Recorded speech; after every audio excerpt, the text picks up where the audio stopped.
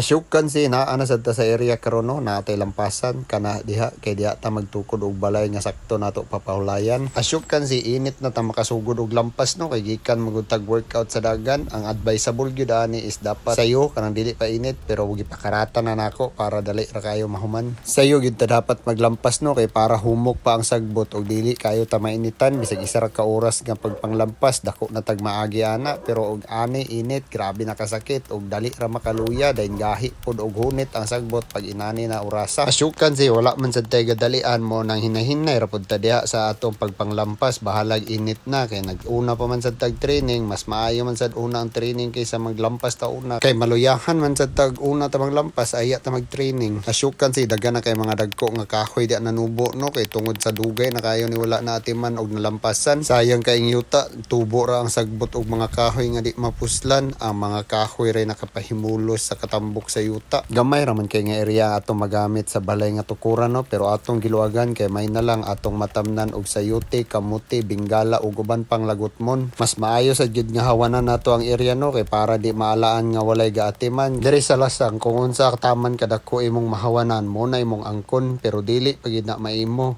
Angkon-angkon ra na siya. Angkon-angkon pero pwede na kamo tanom diha o pwede na pud kamo tukod sa imong balay. Pero amping ka sa imong angkon kay basig na una nakaangkon diha di ni mo mabantayan makalit lang ka matigbasan. Pero kanaya mong area diri sa Digumon dugay ra ni nga angkon sa akong mama no mao nang karon ako na lang sa giatiman kay wa man sad ko ilaing buhaton. Sa akong pagpanglampas ug paghawan diri sa Digumon daghan na kay kog kahunahunan nga akong gusto buhaton. Kulang lang gid tag finance aning atong gusto no pero ato ra gyapon ang hinay-hinay hangtod sa atong masugdan. Pero di lang sa nako isaba akong mga plano diari no kay wala pa man ako nasugdan. I-upload ra gyapon ako ang Kalasan serye. Kani diari nga area patag na nino gwapo ni diari nga buhatan og balay-balay pero mas gusto nako didto sa unahan dapit kay ang kilid ani is naay sapa ug magbaha maabtan ta og tubig ug ato mga gamit mabasa. Mao nang didto ko sa unahan dapit medyo gasaka ba kay para di ta maabtan kung naamang galing kusog nga tubig or baha pag naay ulan nga mahitabo diari sa atong area. Asyukan si puro ra mga sagbot ang mga nanumbo diari dapit sa sapa no pero naay buntong diha nga side. Asyukan si kana akong gihawanan diha mo na diha dapit ang sapa. Mo gid ni nakagwapo sa area no pag ang atong area naay sapa or duol sa tubig kay mo gid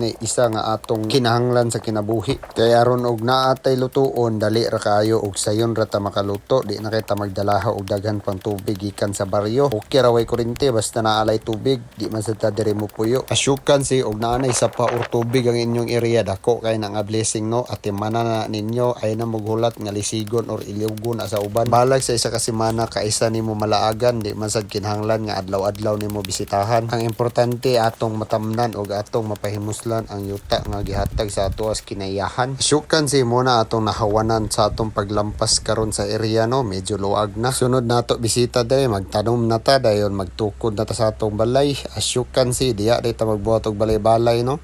Nahala, lihok tao.